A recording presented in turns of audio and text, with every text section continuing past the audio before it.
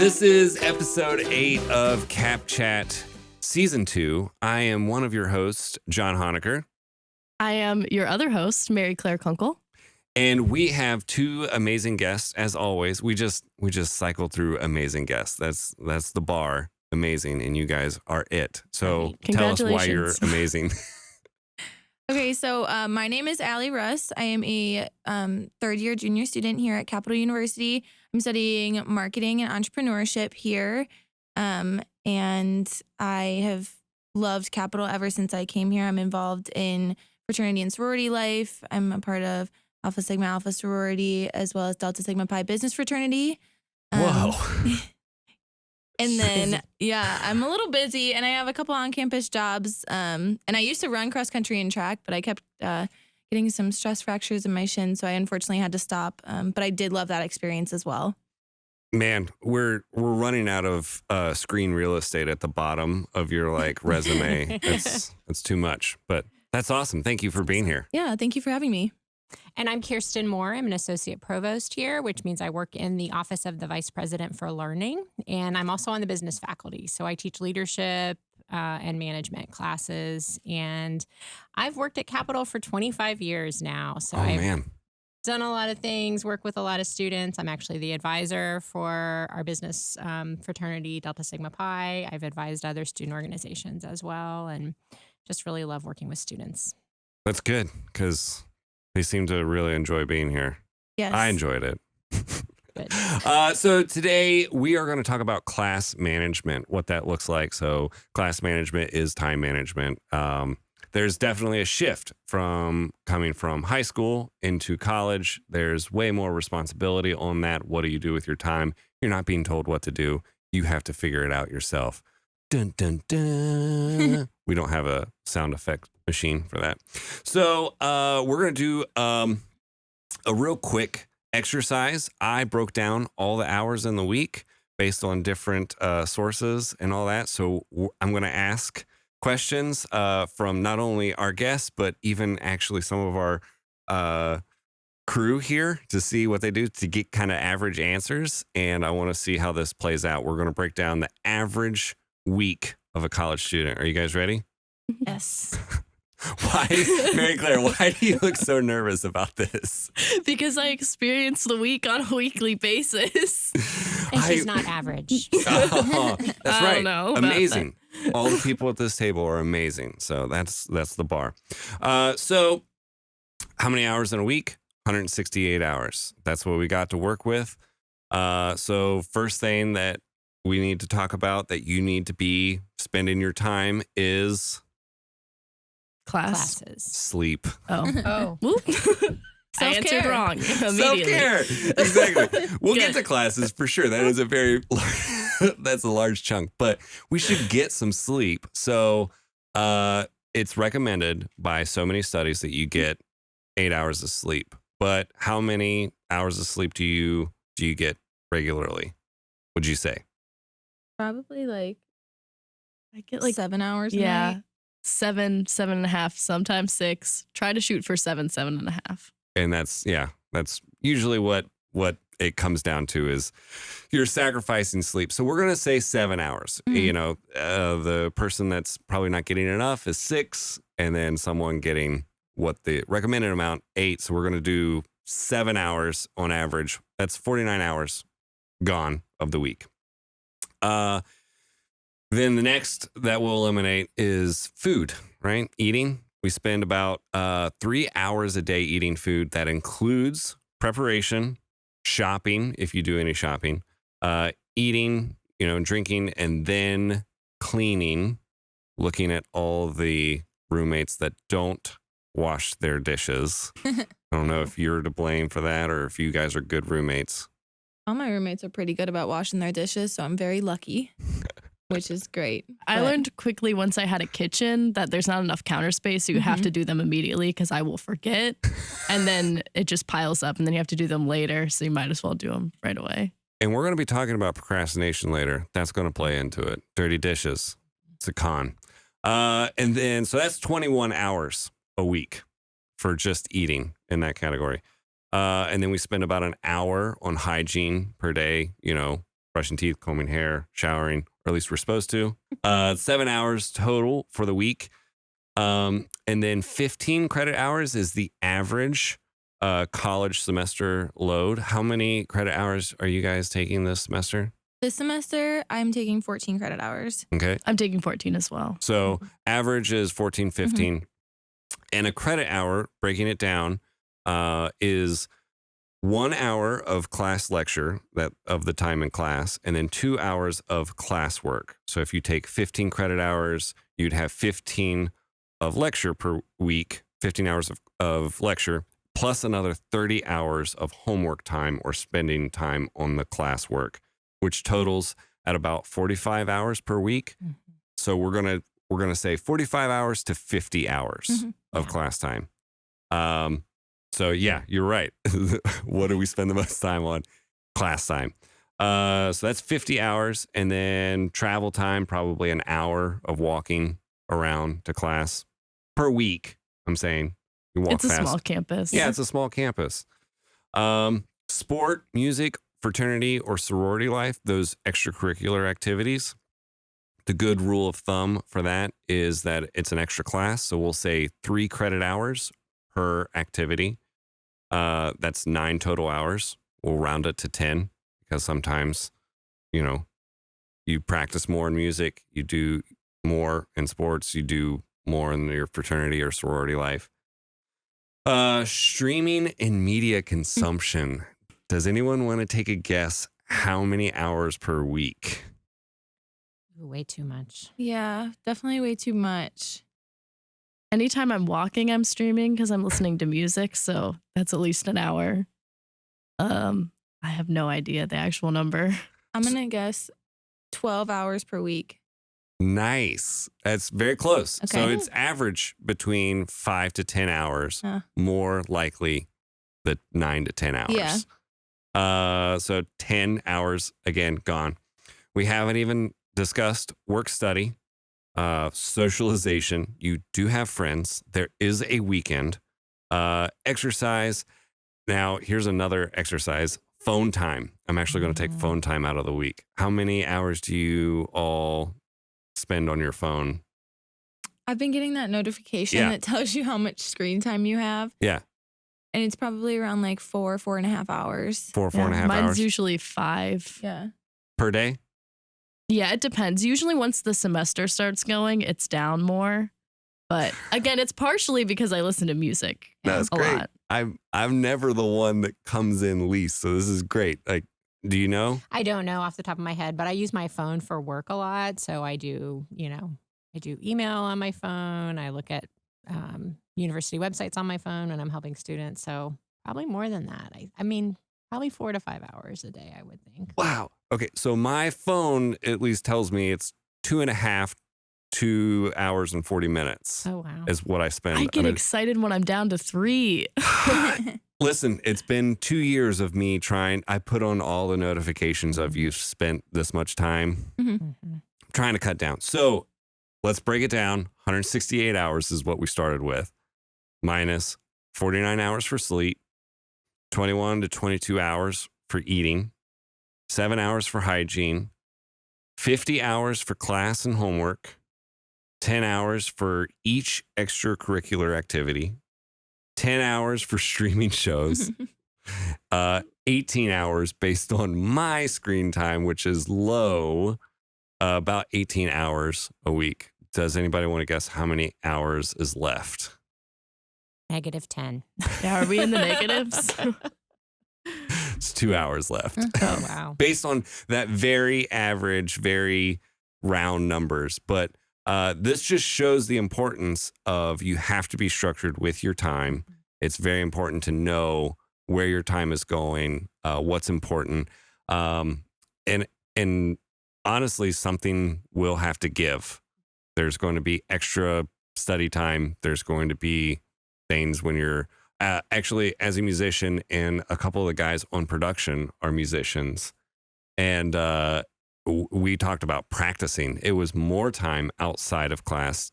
It wasn't just 2 hours per ensemble that you practiced. It was, you had to learn all the songs for that. So things to consider. What do you guys think about that? Are those realistic numbers? I mean, sometimes I think like I don't have enough time in the day to get everything done. So that's definitely like, I would say that's probably realistic. Yeah. But I think with managing out my time better, I will have more time to kind of socialize with my friends, do other things that like I want to do. I was talking about how I want to kind of go and explore Columbus a little more and go explore the city of Bexley a little bit more. So I think if I manage my time better, I'll overall be happier with the kind of lifestyle that I would be living instead of worrying about all these assignments that I have to get done before a certain time. Right. Yeah, I think one of the transitions for college students is learning to manage their own time. So your college schedule is going to look a lot different from your high school schedule. And in high school, you're there often from, 8 a.m. to 3 p.m. And in college, your schedule might look really open. I mean, so a 3 credit hour class, you're just going to meet for 3 hours a week. Right. And so 15 credit hours, that's 15 hours total in the week in class. But then all of those other things that you were talking about require really good time management skills. And that's where the student has to learn a strategy for their time management. Whereas in high school, some of that is built into your day of being in the classroom. So it's a transition for sure for students. I think I'm not very good at time management. I'm still learning. It's a process, but I work in bulk and then I relax in bulk. And I need to find a way to kind of mix those two together and give myself like small breaks and hold myself accountable, because I'll just go and go and go and go. And then I'll just be like, oh, I'm so tired. I don't want to do anything. And then I don't get stuff done. And then I have to work more and then relax more. And then it gets all out of balance. And so, Right. yeah, it's definitely something that you have to learn. And sometimes it takes a while to learn. So let's talk about time management. What does that look like? What have we learned? One thing that I have learned is that whenever I need to work on something for school or just work on something really important, I need to kind of leave my residence hall or house or wherever Really? I live, just because I find that if I am at home and my roommates are there or like friends come by, I just get kind of thrown out of the loop and I have to kind of refocus. Right. So once I like leave my house and go to the library or I come here to the CMC, I can kind of sit down, focus in on everything that I want to get done and kind of make a to-do list and slowly cross off the things on my to-do list. And it's kind of like a little reward. Right. But I found that leaving my house has really helped me in that aspect. Oh, yeah, totally. So let's talk about that. It's establishing a productive environment. It's hard to do that. So getting out is definitely a thing.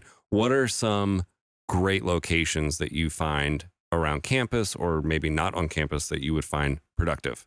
So I found that going to the library and actually getting a study room, I did that on Monday. I was able to just kind of go ahead and get myself a study room, establish that place where I could sit down, get some work done, and really focus was very productive. And then also Capground's coffee shop has been a good place just because if I find that I need something to drink or if I need coffee, I can get it there.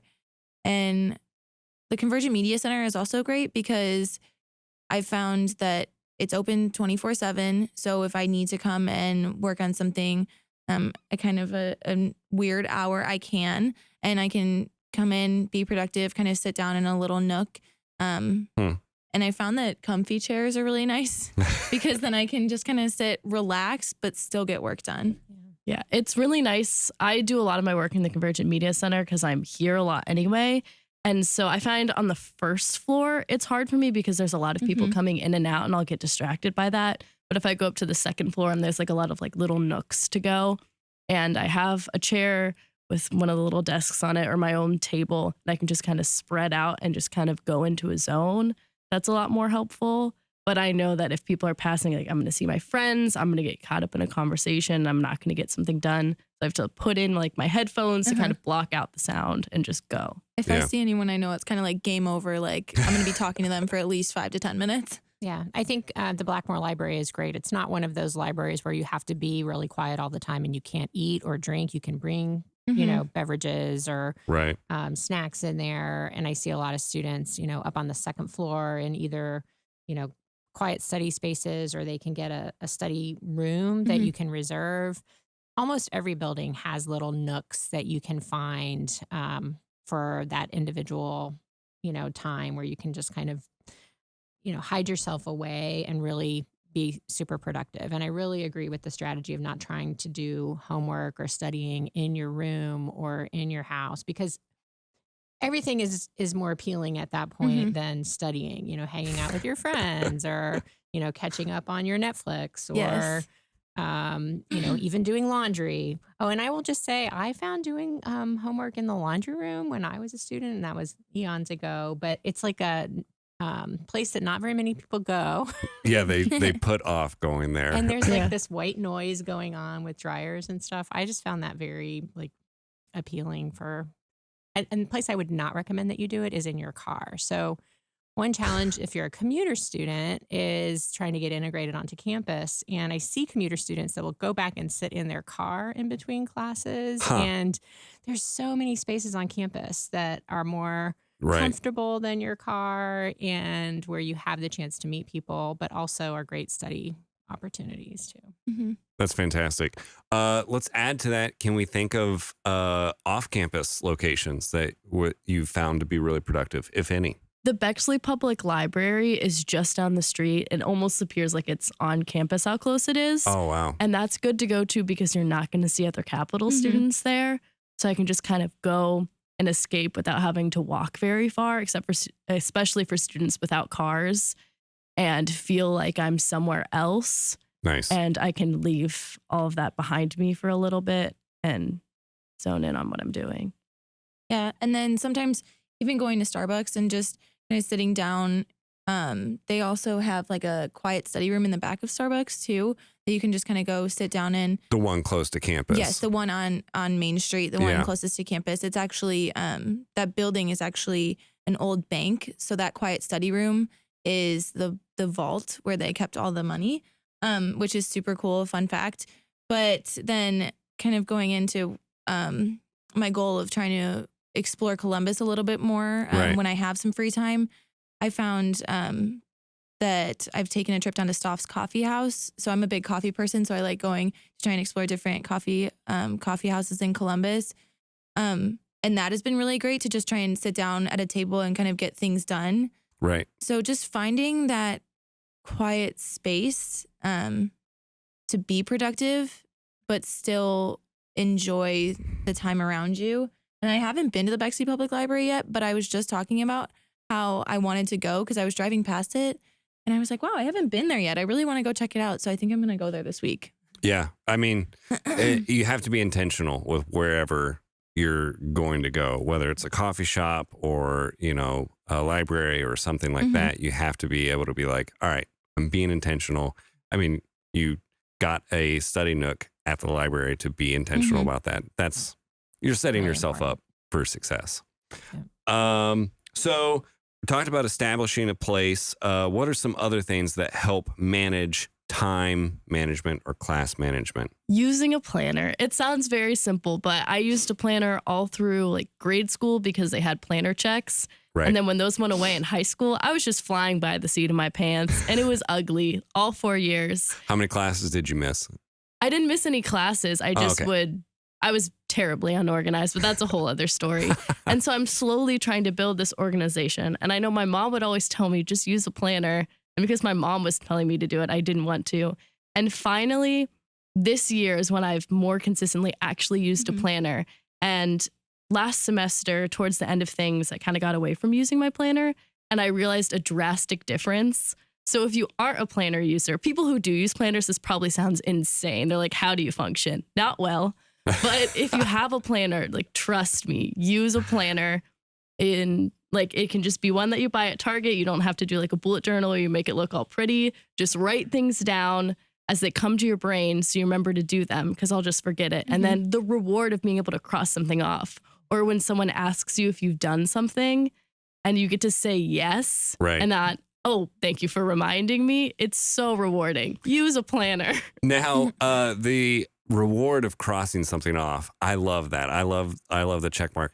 Now, earlier we were talking about it, Allie, and you were talking about you have Postit Notes. Yes. So basically, each day I get a Post-it note and I try and write out everything that I want to do for that day, or kind of everything that I have going on one Post-it note, Right. and then things that I have to do on another. So I'll write out my schedule and then write out different things that I want to get done for that day, and I'll put them on my laptop on either side of the little kind of trackpad. Just because it'll help me visualize and remember, like, okay, this is what I have to get done. I have this appointment at 2 p.m. and I'm going to go to the coffee shop for a half hour in between and just try and work ahead on things. I think a lot of college students struggle with self-care, Mhm. and that includes sleeping an adequate amount of time. It includes eating nutritionally. Mhm. And so like even when you're going to your study space, taking like healthy snacks with you.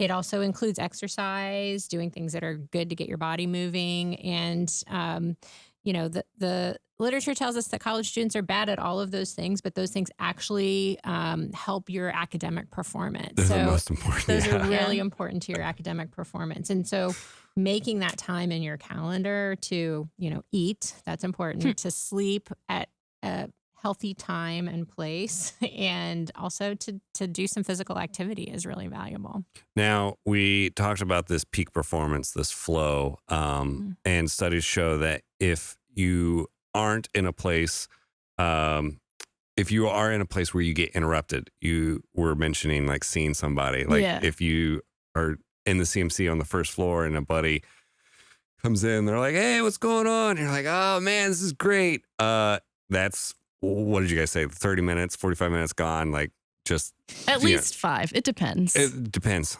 I have really good friends. Okay. We share life. No, you're right. It depends. But getting back into that peak performance, it takes 30 minutes, 20 minutes to get back into that zone, that flow. So removing those opportunities for interruption goes right back to that intentional place. So also another thing, don't work in your bed. Have you guys heard of this? Yes. I have tried to sit down in my bed and say, okay, I'm going to get this done and I'm going to get this done. And it just does not work out well. I think I get distracted and then I'm like, okay, I'll just take a 5-minute break. And then my 5-minute break turns into me watching an episode of Netflix. And then it just, This kind of- episode is sponsored by Netflix. it just kind of builds up and the breaks get longer and longer. And then I just realize that I'm not productive. And sometimes because I can lack on that self-care aspect a little bit, if I try and sit down in my bed, I might fall asleep because I'm so tired from everything else that I did during the day. But I've just found that I cannot get work done in my bed and even in my house. So if I know I have to do something, I need to leave and go somewhere else. Yeah, it's that instance of your brain already associates your bed with sleep, so you're going to fall asleep. But then if you work through that, you're going to associate your bed with work, and then you're not going to be able to sleep. Right. So let things be for the use they were made for. I love that. So we've talked about time management, but we keep skirting this subject that is very important. I think we should discuss it. Self-care. How often do you think, one, incoming students know their self-care? Meaning like, I love doing this thing and that makes me feel, filled up, ready to take on things, energized and all that. Do you think students are aware of what they need to do for self-care? And also, of course, they don't do self-care. So what are some self-care tips? This isn't a makeup tutorial YouTube video, but like, what are some self-care tips that would be beneficial to try out? So I think that especially coming from high school into college, you are so used to that routine. Like Kirsten was saying, you have that 8 to 3 day, and that day is jam-packed with classes that you're told to take and that you have to take. Right. And then after school, you may have extracurricular activities that you go to. And then after those extracurricular activities, you get home at about 6 o'clock and then you have to do your homework. And it's just like this ongoing routine of everything that you have to do. And then I feel like when you come to college, you have this choice of, okay, these are the classes that I want to take. This is what I want to be involved in. And then you kind of have more time. But I didn't really realize the importance of self-care until this year, because I am the type of student who loves to get involved. I got involved as soon as I got to campus, and I just wanted to dive right in. And sometimes like it was great because I met so many people, and I have so many different friends in various organizations that I am so thankful for. But when I'm so busy, it takes a toll on myself. And I've realized that in order to be the best person that I can possibly be, I have to take care of myself. Because if I don't take care of myself, like who's going to? Your mom, she's going to drive up. Well, my mom calls me and reminds me about eating and about sleeping. And then my grandma often calls me. I love her. She calls me to check in and make sure that I'm doing okay. But, it's really important to make sure that you take the time that you need to just kind of sit down and relax. And one thing that my cross country and track coach, she used to tell me was, well, she knew how involved I was. And she told me that I just needed to sit down and just breathe for a little bit. And she encouraged me to get this app. I forget what the name of it was, but it was just kind of like a meditation app. And it took 3 minutes out of my day. And it just kind of calmed me down from everything that I was stressed about. Right. And that was really helpful. But also just making time for my friends and like seeing the people that I love, and just making sure that I'm connecting with them, because that's super important. And like human connection is so valuable. Right. So that's part of like my self-care. Other people's may be different just because of their personalities and their different needs. But I think one thing is, in high school, a lot of my self-care things were making videos or doing something like that. And now that that's actually what my classes are about, that kind of what was my self-care isn't anymore, because it's something that I have to do now. Right. So sometimes taking a class of interest that's outside of your like field can be looked at as self-care, but that is still work. So whether it be like yoga, something like that with meditation, or journaling, or just finding a hobby that you just do for yourself. Especially for me, something that I struggle at and want to implement more is connecting back to my creativity. Because if you have to be creative on the fly or be creative because you have to get it done for a class or something, it's really hard. Right. And then I get really hard on myself about that. So connecting back to, you still are a creative person, and using a different outlet to reach that is really, really important to me, but I often don't do that. So a couple things that we have on campus that can help you with that. You mentioned taking a class outside of your subject or your main major. You can take an elective as a pass-fail credit. So like if you wanted to take a drawing class or a creative writing class, you could take an elective as a pass-fail. And as long as you get a D in the class, you pass the class and you get the credit hours. But it's something that maybe takes some of the stress of, trying to achieve, an A in a class, but still explore that sort of personal interest. We also have in our health and sports science area what I call activity classes, which are just 1 credit hour classes on topics like yoga or Pilates or fencing, athletic topics. Fencing? Fencing is a class this semester. Fencing That 1 sounds and like 2. stress relief and self-care. Yeah. Yeah, so you can get a credit hour for a class, and those classes sometimes are built into what we call a mod, which is a half semester class. And so then it's built into your schedule, which I really like because it becomes part of your routine. And then student organizations, I think also like being a part of our various campus ministry organizations to fulfill your spiritual interests. Right. Or I think we have a yarn club that does knitting. There's a ukulele club. Yeah. So those are also things that can be great for self-care and nurturing. That's so cool. All of the different aspects of and a good way to make friends with common interests. Yeah. Yeah, just finding people who share those interests with you, whether it's in different clubs or organizations or even within your classes, will make your time at Capitol so like that much better, because you have people to share your happiest moments with. And you have people who will be there for you when things get hard. But just making those friendships and forming those lifelong connections is something that I've really found is so important, and it's what makes CapFam real, and it's what makes Capital. Right. We also, I do want to say too that we do have a campus counseling service through our Center for Health and Wellness. And so as part of your capital tuition and fees, you are eligible to get counseling if you find that you are experiencing stress or anxiety or depression.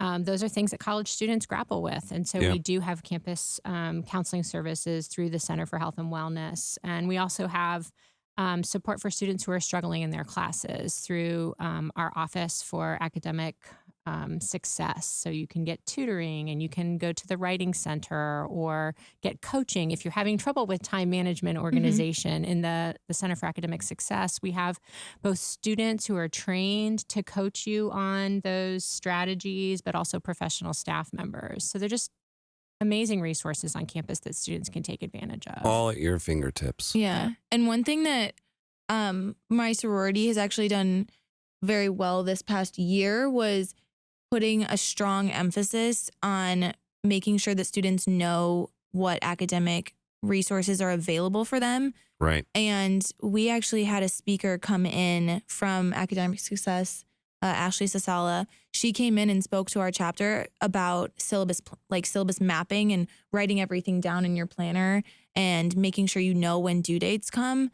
And that was just a small event with 60 girls for our chapter meeting, but it kind of forced people to realize, okay, like this is what academic success is all about. And it doesn't have to be for just when you're struggling. It could be for when you need to get yourself organized for the semester. And I think that one thing that is a constant kind of journey is that realizing that your academics are like the reason that you're here, and making sure that you're doing everything that you possibly can to make sure that you're successful in those classes. So whether it's meeting with your professors, going to academic success and building a relationship with a peer tutor or an academic coach, or even making a study group outside of class to kind of build those friendships, and you'll have friends in your class and people that you can go study with late at night before an exam. Oh, can I tap into something that she just said about meeting with your professors? Tap away. Okay, she said it really, Allie, you said this really quickly, but I want to emphasize how important it is, meeting with your professors. So faculty at Capital come here because we like CapFam too. Like we really chose to be at an institution that cares a lot about students and forming relationships. And so we chose to come to an institution where teaching is highly prioritized and getting to know students outside of class is an opportunity for us. And so we all have office hours. And I think students are a little intimidated about that because in high school, if you're getting called into somebody's office, it's like a punishment or a scary thing. But faculty publish their office hours on their syllabus. And those are just stop by. And it doesn't have to be because you're struggling in the class. It's like stop by and tell me what you're interested in my class, or ask me a question about something that's related to my subject that you want to know more about, or, see if I know anybody that might be a good internship connection for you, or just let me know who you are as a person so that I can be a better teacher to you in my class. And truthfully, a lot of times we sit in our office hours and no student drops by, and we want them to. So, and Allie has been great at that. I know Allie because she's in a major that is in my area, but she really has gotten to know her faculty. It is something that, I mean, even professionally and personally, one of the best pieces of advice that I ever got was surround yourself with people that are better than you, and you'll have no choice but to succeed and get better. And so as a college student, you're surrounded by faculty who have experienced things that you have yet to experience, and they have wisdom and all this stuff. So you're already surrounded by people that are better than you, and they want you to take advantage of their time, experience. And I mean, they're giving their resources to you. You just got to come get them. And the constant encouragement that I've received from faculty, I know my first semester here, I took a marketing course, and that was kind of what got me interested in the field. And it was such a difficult transition for me just because coming from high school, taking my first college course, but it was something that I had to work through. And I found so much passion for the field because of my marketing professor, Claire Adams. And I just saw so much passion that she had for marketing, and it kind of instilled that in me. And I don't have her for any classes, but I know where her office is. I stop in regularly just to even pop in and visit, because your professors, they are faculty at Capitol, but they have become my friends, because Right. I know that I can go to them with any questions that I have. And I know that they will be my biggest cheerleaders when things are going really well, or when I might need help with something. Right. Wow. This is really good. I'm pretty sure we're out of time. Like, we went over. I have Oh. class at 11. What time is it? Oh, you gotta run. 10:59. Bye, Mary Claire. Bye. So thank you guys Yeah. for being here. We're just Thanks for having us. This was is great. awesome. Really appreciate your guys' time. And yeah, we're just